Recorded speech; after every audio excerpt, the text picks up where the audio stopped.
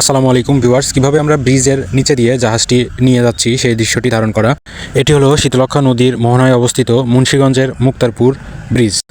এখন আমরা চট্টগ্রাম থেকে ভয়েস কমপ্লিট করে রূপসী, রূপগঞ্জ, নারায়ণগঞ্জ সিটি ইকোনমিক জোনে যাইতেছি।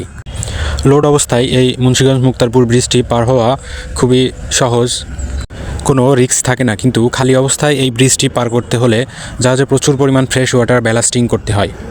ব্যালাস্টিং বলতে জাহাজের মধ্যে প্রচুর পরিমাণে পানি লোড করতে হয় যাতে জাহাজটি ডাউন হয়ে থাকে এবং এই ব্রিজটি খুব সহজেই বিনা বাধায় পার হতে পারি।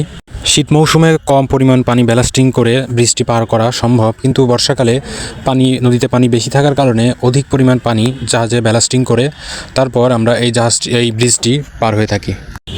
এভাবেই প্রতিনিয়ত সিটি ইকোনমিক জোন থেকে চিটাগং পর্যন্ত বিভিন্ন জাহাজ আসা যাওয়া করে থাকে। শীতলক্ষ্যা নদীটি অনেক সরু, প্রস্থ অনেক কম, তাই